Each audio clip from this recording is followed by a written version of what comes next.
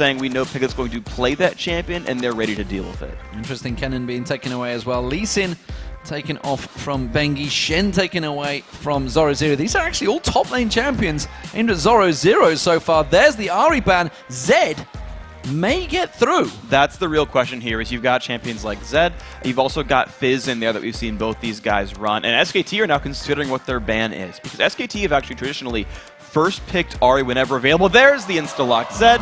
They didn't want to give away Elise. Interesting, and well, you saw Zorozero very happy to lock that one instantly. I'm pretty sure SK Telecom knew that was coming. There's some moment they went, we're going to have to use it on Elise. That means we're going to let Zed through. Let's see what Nukeduck can do on that. That's awkward, though, that they banned Elise, because that's one of the other great early game junglers. And thing is, Vi, which Bengi's also known for, is a champion that Dexter loves to run. He's done it this tournament. So I feel like SKT banned themselves out a little bit here. I actually don't like the Elise ban so much, because you would have predicted the rest of these. There's the Caitlyn, not Steel at this point anymore, because of course Piglet's going to play Corki, but Lemondogs have picked their champions in fast. They saw this all coming. They're confident in their pick so far. Well, this does show that this is a team that's researched it, obviously after the first meeting. The fact that Corki was picked up there, flavor of the tournament, it seems, rather than flavor of the month. And Zyra, of course, alongside him. Zyra also doing very well in this tournament. Yeah, she's actually been the most picked support that I can recall, actually, in this so far. So Faker, this is actually a shout-out. I was talking to Faker in the Champ Select lobby, and he said, I'm going to jungle Lulu for you. He's not actually going to, but I appreciate the shout-out, Faker. Riven, though, that's interesting. All right, so I'm guessing that's impacting the top lane. They've already locked in the Jarvan jungle. That's interesting. We haven't seen her a lot in high-level competitive play. Yeah, we haven't seen her at all this tournament. That's the first show in this tournament, so that notches it up to, I believe, about 48, 49 champions used so far. Sona looking like to be the support alongside that Caitlyn. So strong lane that will be up against Corki and Zyra. Maybe going to try and push them out of that lane or force them into a 2v1. Yeah, here's the interesting thing, really, is early on, Caitlyn and Sona's going to have a better lane here, because they're just going to deal damage from farther away and have undodgeable poke. But once levels start coming in, once you hit level 6 or even level 5, Corki starts doing a lot of damage to the Caitlyn and can weather the storm, as it were, and it starts to get more difficult. So early laning would go to Lemondogs, but as, like, if it is a 2v1 and they swap back into a 2v2, that goes to SKT's favor. Well, we did see, of course, yesterday, Fnatic using that Corki, and actually the power, the damage that they can do early on kind of wasn't really respected by, I think it was Dade, wasn't it, that got caught out a few times. The final pick coming out, this is going to be for Looper, it seems. Oh, wow. So, take us through the picks, because where the heck is Faker going to be playing? He's not going to be on Singed, he's going to be on Riven. This is a counter pick that no one saw coming. Faker, knowing he's up against Zed, and now I take everything back that I just said. Because they're like, oh, we know you're going to, because they removed Elise, which is the other champion that Lemondogs had first picked, saying we know you're going to go for Zed here. We'll counter pick you with Riven, and Riven's going to stomp on that matchup. Faker's going to want to fight Nukeduck, and Nukeduck's not going to like the results. Well, we'll see how it works out for them, because Lemondogs, well, they could switch it around. What do you see from Lemondogs? Because let's not forget, they could decide to switch it to a 2v1 in that mid lane. And 2v1 mid you can do. The one downside you have for 2v1 mid is that you can't deny experience. And you can't even 3-on-1 dive it either. So a lot of your options are actually removed. But at the same time, you then free up your lanes to roam around. Unfortunately for Lemondogs, Sona's not a great roamer. She's not like a Zyra or a Blitzcrank or a Taric or an Alistar where you make plays. She just, I can go hear the jungler as he like steals a red buff away. So it'd be okay to 2v1 mid, but not optimal for Lemondogs.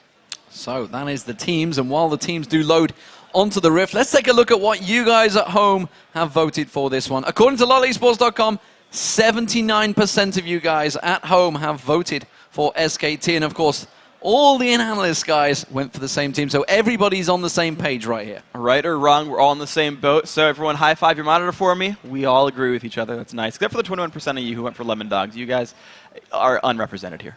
Well, to be fair, Lemondogs generally don't get the vote anyway, so they're going to be fairly used to this anyway. What was the stat? Like 25 out of their 28 games in the regular season? Yeah, it's something ridiculous. The main one was against Fnatic, of course, when they played in the European LCS summer season. It was like 96% voted for Fnatic, instead Lemondogs still came out and won. So they don't care about the vote. Of course, the analysts, they all care about the vote, because obviously everybody's chasing the viewers right now, and the viewers, well, they're all on the same page. So everybody believes SKT Telecom could be taking this one. We'll see how it works out because we are getting into the rift. On the blue team, it is going to be Lemondogs, and the red team is SK Telecom T1. This is game day 5 of the group stages.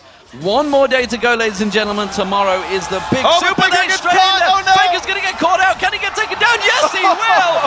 First blood going down to Tabzz. All right, well, I'm going to start taking back a lot more things that I was thinking. I'm going to rewatch that on my screen. Basically, yeah, he just gets jumped on by Lemondogs, and it's just a bunch of crowd control falls onto his face. So just like last time, Lemondogs got first blood, this time a bit earlier than before. This actually might be one of the fastest first bloods of the tournament. It was definitely before 1 minute in. Now, remember that last time SKT did come back from a horrible level 1 and from an early first blood deficit. But Tabzz having boots now in the lane means that the 2v2 is going to be brutal. The fact that he bought boots tells me he's looking specifically for the 2v2 more so than before, because with movement speed he can abuse the range disparity he has against Corki. Well, it does seem that SK Telecom are not going to be outdone by this one. You can see the 4-man invade possibly down the bottom. Lemondogs doing the same, going up the top. They had something funky planned out before. Remember against OMG, it worked heavily in their favor, also against SK Telecom, but this time around, they've already got that first blood. Let's see if they can take anything more from this one, Freak, because this, at the moment, is going to be a standard red exchange. It is just starting out as a standard red buff steal on both sides, and I don't think much is going to happen for this one. The only thing we've really shown so far, and actually Nukeduck kind of showed that they were going for red, which isn't a big deal. The only thing we've shown so far, though, is that Zorozero is going to be committing himself to that bottom lane and will be put into a 2v1. SKT, I think, are going to get the better side of this because Corki is going to be able to survive that early game lane deficit, and then we'll see what the junglers end up doing with these lopsided lane matchups. Well, Nukeduck happy to go in towards that 1v1 lane. You said it's going to go heavily into the favor of Faker. We'll see how it works out, Riven versus Zed in that mid lane. And really the first blood assist for Nukeduck doesn't change very much. It's just a Doran's shield and maybe like 1 or 2 more potions than you would otherwise. But the really fun thing is going to be what Impact does with his teleport, because he went and took the double golems, and then he can show up to his lane late with a bit of an experience advantage, and I want to see how that pans out for him. Yeah, with that teleport, of course, he's going to be heading back towards that top lane. We'll see how it develops. Bengi in that mid lane. Nukeduck taking damage from Faker already. Jumping straight on him. Straight up melee fight in there. But of course, the main thing is it's Lemondogs that have initiated this lane swap. So they wanted to have Tabzz and Mithy in that top lane up against Impact, while Zorozero, you can see down this bottom lane, up against Piglet and Mandu. To me, I think that was supposed to be sort of a mind game, and SKT won that mind game here. But at the same time, there's a 3-on-1 looking for the top lane, but it's right in front of Bengi. Well, Bengi's going to find Dexter. They've both got the double buff on, and Dexter's going to lay down a lot more damage to Bengi. He's going to get more to come. Instead, just forces him away. Mithy comes around the backside. Impact is on that turret, but no aggression on them just yet, which means the tower damage is not going to become, but surely in this 3v2 position, they can't go aggressive here. These guys won't be able to dive that turret easily, even though they're trying to kill the minion wave behind the turret and having the next one flood in. All they're doing is sort of buying time, but Zorozero is going to have a rough time 1v2 regardless here. There's not much getting done by Dexter. Well, at the moment, it's a rough time for Faker in that mid lane. He's taking a lot of damage out from Nukeduck at that. Meanwhile, Zorozero, he's fending off the bottom lane. All the lanes being pretty much hyper-aggressive. Zorozero keeping them at bay. Dexter's coming around. He's going to try to steal away those wraiths. He knows Bengi is still having to defend that top. That's actually a really smart read. Good counter-jungling by Dexter. Now, you mentioned Faker as well. I'm surprised by the Doran's Blade opening because he knows Nukeduck can deal damage to him and wear down the health bar. And with Faker having no way of regaining his health back without having to auto-attack things and be in Zed's attack range, it's been making a really rough situation here for Faker. Well, it's something we've seen in the past. Obviously, with the Orianna, you think he goes with that Chalice instead of going defensive. He wins these matchups ordinarily. Maybe he's bitten off more than he can chew against Nukeduck so far, because the CS, you can see, it's 27-16 in that mid lane. Big gap disparity building up for Nukeduck, and Faker's just had to go back and buy. So he's been sent packing early on by Nukeduck. Alright, so he's going to come back to lane with an extra Doran's Blade as well as a potion, and that should be a little bit more to help him survive the lane. But of course, whenever Nukeduck goes back, he'll be able to buy a couple of long swords, maybe even 3 if he wanted to sort of bank up for a while. And it continues to make that matchup difficult for Faker. I guess I got the read wrong. I feel like he's going to keep going in Nukeduck's way, but maybe at level 6, just with the ulti, there's some grand power spike that Faker gets. So what do we see from these lane swaps? Oh, tell a lie. Nukeduck's getting aggressed on. He is going to use that Living Shadow to get away. Faker came straight back to lane, put the pressure down. Nukeduck was backing off before that. Bengi was just laying in wait as well. Back to my point, though. the two lanes that have swapped. You can see, obviously, Tabzz and Mithy in this top lane. Who is gaining from this lane swap the most? Well, the top lane turret's at half, the bottom lane turret is also at half HP, and you actually see that Impact is having a slightly better time of last hitting. He's at 19 compared to the 13 of Zorozero. Now, on the other side, though, Dexter's had a little bit more time to run around the jungle. He's just basically counter-jungling and looking for opportunities, whereas Bengi's more or less camping for his top laner, and that's a bit of a disparity. But this is it. Faker running up towards that top lane. The ward's going to spot him, but is it going to be too far deep in towards that lane? He's already ghosted. A three-man dive. You can see Mithy already flashed away from this one. He's going to get caught out. Mithy's going to be the sacrificial lamb. Tabzz will get away, but that's Impact picking up the kill on Mithy.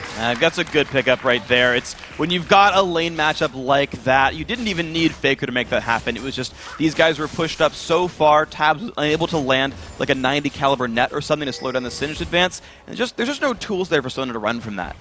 Well, Nukeduck going aggressive on towards Faker there when he comes back to lane, forcing him back the long way around in towards that turret. Of course, he does pick up the assist goal, and did everyone in the SK Telecom camp right there. So, 6.5 minutes gone, still very even. That first blood on Faker counteracting right now because he's been up there and helping out. But Nukeduck's doing a pretty good job in this mid lane. He's kept the CS advantage still in his favor, still around about that 15-20 minute mark. But now, Faker's going to surely start coming into a bit more power spike.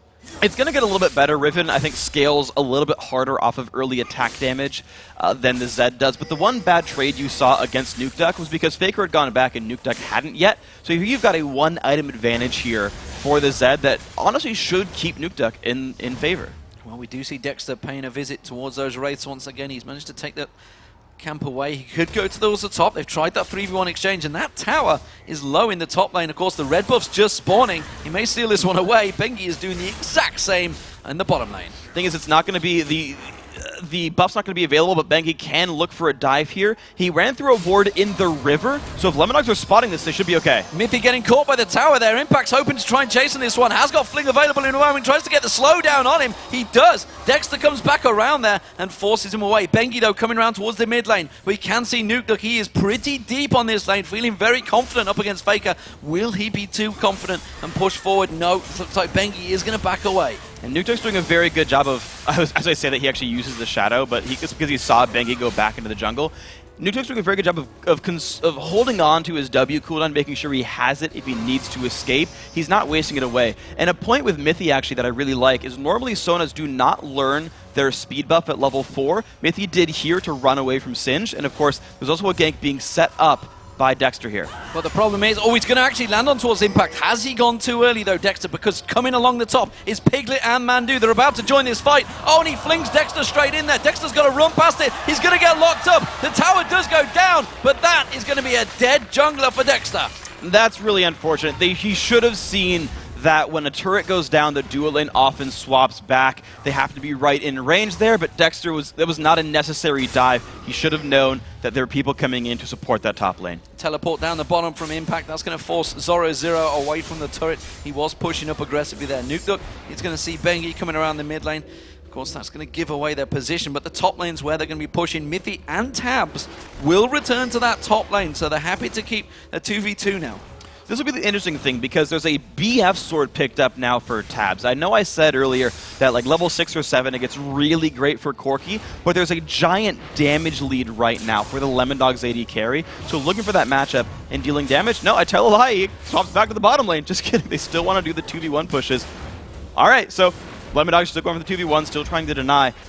And of course, now they've got the numbers advantage on the Dragon side of the map. Yeah, it does look like, well, Mithy warding out. It seems that they want to get in towards that position. Impact, we've seen him on Singed a number of times. He's happy in this position. Obviously stepping in towards this tournament, but his Faker's going to get aggressed on. Dexter comes in there, tries to turn it back around on towards Nukeduck. Where's the damage going to go? Faker manages to avoid it. Nukeduck's now in trouble. He's trying to put the pressure down. Bengi playing good defensive linebacker there. And ultimately, Faker burned more than the Lemondogs did out of this one. He lost both his summoners, whereas Nukeduck still has flash. Ults come back from cooldown pretty quickly. But this top lane is getting rough. Piglet and Mandu are pushing that turret down so fast that I don't know if the Caitlyn Sona will kill the opposing SKT turret nearly in time. Look at that. The communication there. Impact realizing the Faker's going to go back. There's a wave of minions about to be pushed on towards that lane. Instead, he comes up, puts down his smoke, and manages to pick up a couple of CS. His bottom lane, of course, was pushed up heavily. That means Lemondogs are going to be putting pressure on towards that bottom tower, but this top tower, it's going to go down. This is going to be the second turret of the game for SK Telecom. I'm very impressed by the moves here by SKT because you normally consider Caitlyn such an incredible turret pusher, and yet despite all of that, SKT has just built a turret lead out of this one. And honestly, they have the ability to roam back down and contest Dragon if they want to, or just keep putting pressure on sides of the map that doesn't allow a Dragon attempt for Lemondogs. Yeah, at the moment, you can see Impact, of course, just shoving that wave back along there. There is no tower defense for them. Zorozero is having to return to that top lane. He's still keeping up the CS. Himself and Impact are still keeping it pretty even, despite the fact they've not been up against one another. But the mid laners, that's where the power's really going to start coming from, Freak. And you can see they're starting to have a bit of a build disparity between the two. Obviously, Faker looks like he's going to be rushing for Pain. Maybe he's going to go Blade of the Rune King afterwards. I don't know. He's got Brutalizer. Nukeduck in the meanwhile. He's rushing out for that Blade of the Rune King. Yeah, there's a couple of different builds you can see from Ribbons. I've seen a million different ones. So some people can rush a Last Whisper. Some guys can actually go for an early Bloodthirst or Ravenous Hydra. We'll see where he goes. Of course, early Brutalizer is standard. Now, of course, Dragon being picked up. SKT got their turret. They roam back down. Lemondogs are not ready to stop this one, though. Crescendo comes across. Bengi just jumps in. Mithy goes down already. Yeah, you can see them immediately. Dexter's going to come back around. He catches three of them, gets flung straight away. Zorozero comes in. Can they get the damage down? No, they can't. That's going to be a double for Piglet. Zorozero goes down as well. And now Nukeduck's in all sorts of trouble. SK Telecom are cleaning up here. This is going to be the fourth kill. And wow, they just dominated Lemondogs there. 6-2 in kills. Lemondogs limped into that fight kind of one at a time. Not a well-constructed battle at all. You saw them just getting picked off one by one by one. Nothing really coordinated there. SKT grouped up, had the forethought to group for the Dragon. Watch this fight. Mithy just gets straight up caught, has to basically waste Crescendo, doing nothing. Flashes away. Watch, they've got two members here fighting alone, having to run away. Then Dexter shows up into four people, still has no one really supporting. Zoro comes in from the back, and it's too little too late. Two people are dead before the fight really begins. And you could just see SKT grouped up. They chase down Nukeduck all together, and they don't let Tabzz get free shots from the back. So SK Telecom in full confident position right now. Once again, they're just systematically taking the bottom and top, taking that Dragon away, taking away a 4-for-1 fight as well. So big advantages gained by SK Telecom. What will they turn this one into? You can see obviously Impact had that Rod of Ages. Trinity Force just being completed by Piglet. Big power spikes starting to come out from the Koreans. And at this point, Corki has spiked massively. It's 13 minutes in, his Triforce is done, and this is normally a strength of Corki's. He spikes really hard in the mid-game. Trinity Force is pretty easy to complete, or at least piece together. But now he's just ahead of the curve in terms of gold as well. Tabzz is sitting on a VF sword. If he wanted to go Infinity Edge, he's barely half the way there, but the mid lane's getting dived. You can see Nukeduck, he's going to get away from this one. Piglet and Mandu pulling that pressure down. Just off to the side was Bengi, and actually I was wondering whether he was going to head up towards the top. The two, Zorozero and Impact, it's actually really the first time they've been up against each other in lane. And the actually difference in builds is interesting because I actually like Impact's build more. Zoro built to split push. He's going for a Sunfire cape, but aside from the Giant Spell, it doesn't help him fight against Singed very well, who's also got a level lead. So Impact's going to have a wonderful time at this 1v1. Well, Impact just trying to run on towards him. He's trying to keep that poison flowing, which he does impressively. That's actually his ultimate is not running, despite the fact it sounds like it is. It's just a spectator issue right there. Tabzz getting caught out in the bottom. Bengi pushing in towards that mid lane. A lot of pressure on towards this middle turret. This is going to be the third one of the game, and Piglet goes aggressive straight afterwards. Onto Nukeduck. You see that burst spike of damage. Remember, he has that Trinity Force. Dexter with the Assault Battery, but he's gone too deep. The rest of his team are not on the same page. Mithy can't help him out, and now it's a big push from SK Telecom in the mid lane. Figures just gonna eat the trap, no big deal. The mid-game spike is here for SKT. They've rotated everyone down to the mid lane, and notice that they got the rest of their lanes pushing in order to get this to happen. Impact went all the way down to the secondary turret. Bottom already got pushed out as well, and this 5v5 is just stronger for SKT. They can take any turret they want. Well, it seems the Lemondogs can't really defend this one. They're trying to clear that wave. Zorozero is trying to be that big tank up front. They do finally force SK Telecom away. I'm not too sure whether it's forced or whether SK chose to actually just back away from that one. Well, they've got a bit of time to wait anyway because their minions ran out. They're not strong enough to just backdoor turrets in the face of their enemies. So Faker gets to roam to the bottom lane. He knows he can run away. Texter's ultimate is down, which is the only way Faker gets caught here. So you can see him actually take a fight if he wants to, but could also run. He may also turn this one around. We've seen him do it before, and Faker wants a piece of Nukeduck. Not going to happen. The ultimate pops from Nukeduck and finally gets him down, but he needed the help from Mithy, otherwise he would have gone down. That was a bit overconfident. Faker was sitting on about 2,000 gold. He had bought up a BF sword and Boots' speed after coming back to base. If he had those items, he'd have won that fight. So you're right that Faker didn't get caught. He happened to go back into the fight and got overconfident. So, which was what he talked about in the video. Said I won't get overconfident. Seemed to still happen here, though. Seems to still have that confident flow, and why not? Because right now they are 6-3 up. Zorozero gets caught and spotted out by that phosphorus bomb with Piglet. Ward gets placed in there. Bengi going to be taking away this blue buff from Nukeduck. It's not going to harm him too heavily because not a lot of heavy mana champions, if many at all. Yeah, there's no real need for the blue buff from these guys. It actually works incredibly well on Vi. Getting more abilities out is pretty massive for her. But in the end of the day, it's just SKT taking blue because it's taking map control. These guys are very, very good at taking control of the mid game and not letting their opponents breathe. You're seeing Impact not even let Zoro last hit minions here, just body blocking them with himself. Of course, Zoro trying to freeze the lane if he can. But I don't know if it's going to mean much. He's going to get flinged to take damage. Just going to fling him back over. Impact causing a nuisance of himself, and the rest of the team are gathering in this mid lane. You can see Faker and Bengi there.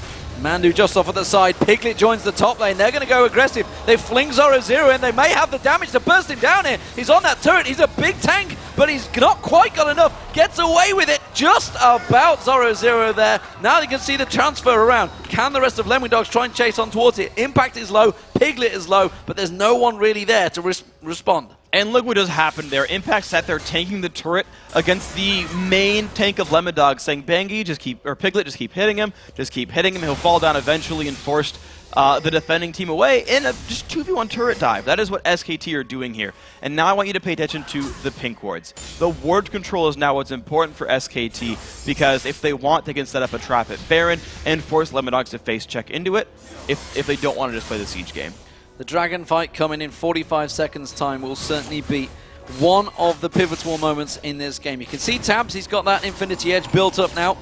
Piglet, meanwhile, getting towards that last whisper, trying to gain in there. Faker chasing down on towards Nukeduck. They realize if they can take him down, he's in all sorts of trouble. He's going to try and turn his ultimate down. Flashes away from this one as well, but that will force him away from the fight. He's got 25 seconds to go back and come towards that dragon, or it's going to be all over. And Zorozero is nowhere to be seen for this one. This is surely a dragon for SKT. Yeah, there's no way Lemondogs could challenge for it, even if they did have all 5 members around. Instead, Lemondogs are making the best of a bad situation, trying to get Zorozero some farm at the top lane. With the Sunfire Cape, he will push fast, but of course Impact has teleport, so if SKT want, they can just defend the turret without much issue, and of course only sending a couple people to take the dragon to keep the bottom lane pushed as well. SKT are confident they've got the control to 2-man objectives and defend the other ones with 1. Here's an interesting perspective. Zorozero up against Faker in that top lane on the golems. Has he got the damage to take him down? It seems he may have. Scares Zorozero out the lane and takes the golem. Exactly. This is just Faker, who is massive. His team is ahead. You've got 3 turrets and all the dragons. Faker has 5,900 gold to the 4,900 of Zorozero. Even though their minion kill scores are reasonably close, 1,000 gold lead has been built up from globals, and that's going to happen for every member of SKT. Each single person there can outduel their counterpart. So we see Dexter backing off himself, trying to create situations throughout this one, but simply put, it's not worked out for him. Went a little too aggressive in that top lane early on, and it seems to have just swung like a pendulum for SK Telecom ever since then. You can see that mid lane turret already taking a lot of damage. Tabzz is desperately trying to keep them off this one. SK keep coming back, keep returning to this mid lane. They're just getting that little poke on it every time. And that's what, honestly, these guys are doing. Is you saw Mandu actually put a plant down because turrets will hit plants before champions. And so he's like, yeah, just get 2 free attacks, we'll back out in time. There's really no rush for SKT. These guys scale into late game just fine, and they're constantly clearing away the jungle as well. There's really no pressure for them to win fast. They can just keep building a lead and take the advantages as they show up. SK Telecom trying to set a trap here, but I don't believe Lemondogs are going to fall for this one. They're not really looking to ward out that Baron just yet, although will they? Dexter taking a look towards it. No, instead puts a wise ward down there. Zorozero is the one that's trying to do it. He may get caught out of position. SK Telecom going to dive for this one. Tabzz gets caught out. He gets dropped down completely. Dexter's going to be the next focus target. He's trying to get away from this one, but Nukeduck's out of position. Tries to use a living shadow to get away. Cataclysm closes him in there. Goes on towards Piglet. Ooh. Just gets dropped where he stands by Faker. And SK Telecom clean up. That's a 2-for-0 easy victory there, and that is going to be an inner turret. That is going to be probably some more as well. With 2 members down, there's no way Lemondogs can defend their base or a Baron. And the thing is, that jump in was not required by Lemondogs. Good job by SKT to set up the bait, and good patience by them as well. But Zorozero got a ward onto Baron. He knew there was nothing actually imminently being taken. Lemondogs thought they could surround Impact, not realizing where the rest of SKT was, and because Mandu has an Oracles, he guaranteed his team was in darkness, and Lemondogs face-checked anyway, and they got those kills. I think we're going to see a return. Mithy's going to get focused on, has to use that crescendo, gets cleansed off instantly by Piglet. Ace in the hole comes out, blocked out by Bengi, not going to find its target. Impact continues to chase, keeps the whole team away. Lemondogs can't go near their own jungle right now. They absolutely cannot. There's too much damage potential here. There's no catch potential, although it is going to be the top lane turret now taking siege, despite the fact that they could keep baiting Baron. It's SKT looking for pushes constantly. Faker taking a couple of tower hits there, got stunned out by Zorozero. Lemondogs looking to maybe try and chase on this one, maybe sensing a little bit of an advantage, but meanwhile the mid lane, you can see Impact, he's just running rings around that inhibitor turret. Somebody somewhere has to deal with Impact. Yeah, he's just going to keep the push going, and of course he still has kept his teleport up for an incredibly long time, despite the fact that he could have used his summoner spell to stop the push in the top lane, to get into fights and whatnot. SKT are leaving it up as a resource. Their rotations, something we keep talking about, their mid-game and their rotations for SKT are so good. They're playing it on foot, and then if something really does happen that's crazy, they can use that teleport later on, but they're letting everyone else take rotations in the meantime. So I've got to say that's a good set of plays here by the Korean squad. They're definitely looking good coming into the second to last day of their group. Well, I think back to way back into the MLG New York days when I was alongside Monte Cristo, ironically, when we saw the Koreans first bursting onto the scene in North America, and they absolutely shredded everyone. And back then, they were still 2-3 steps ahead of people.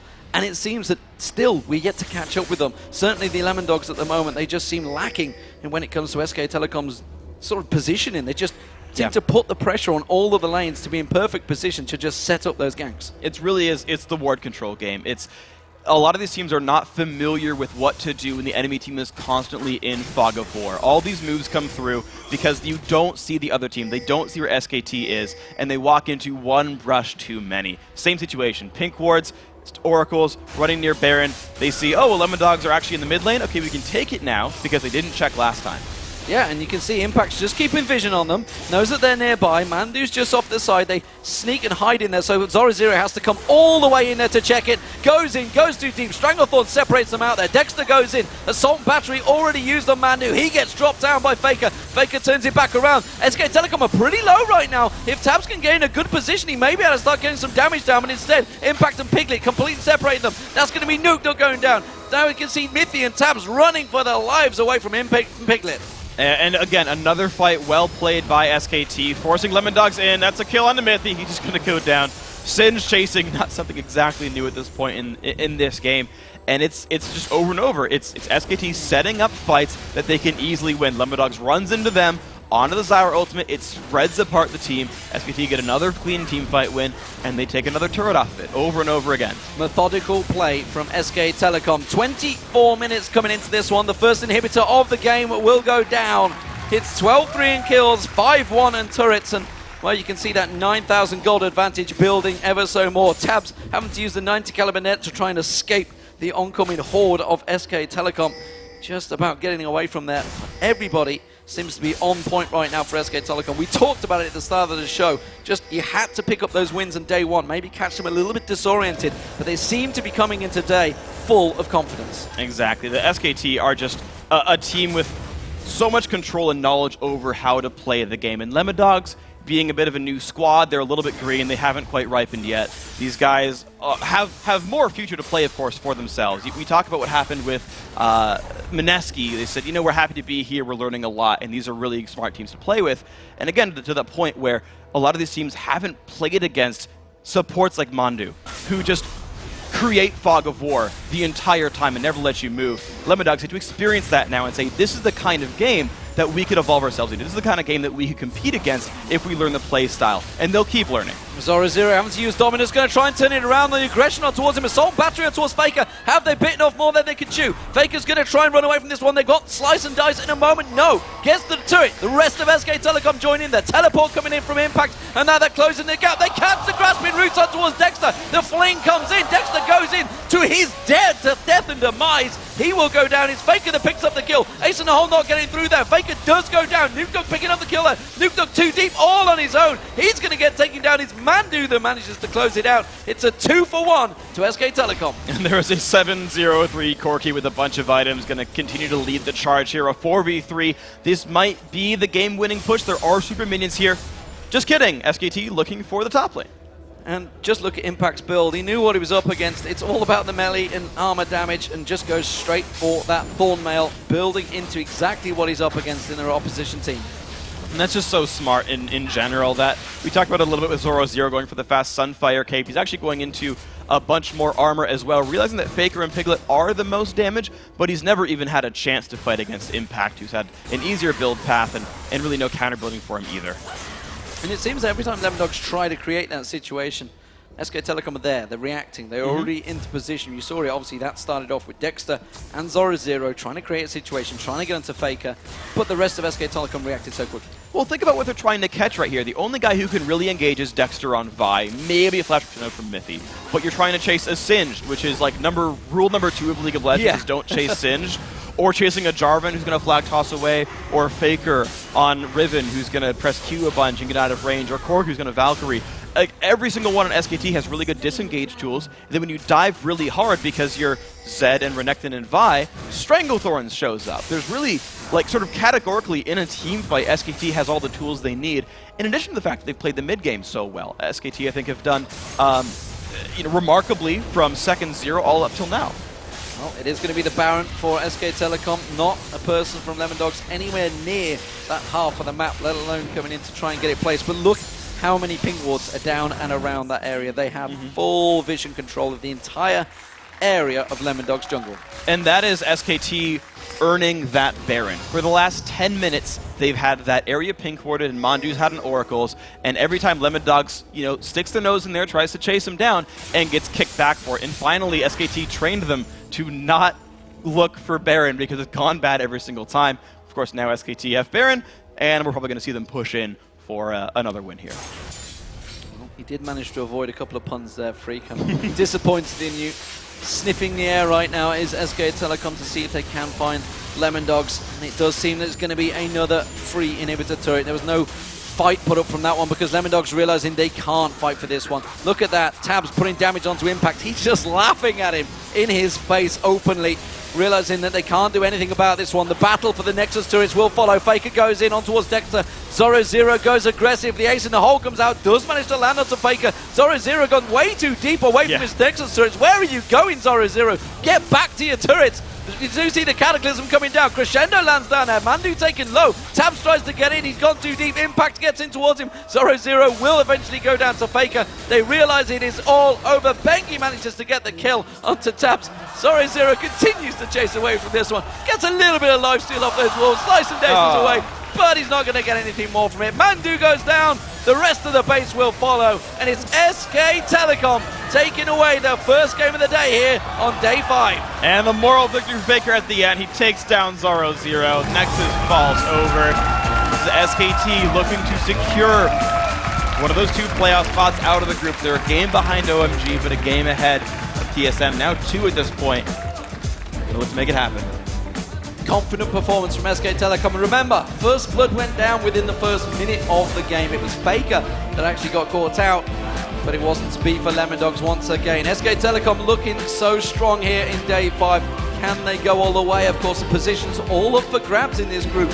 Big important game up against TSM later on, because that will really be that decider for second place. With OMG 4-0 so far in that group, you're going to expect them to maybe pick up another win today.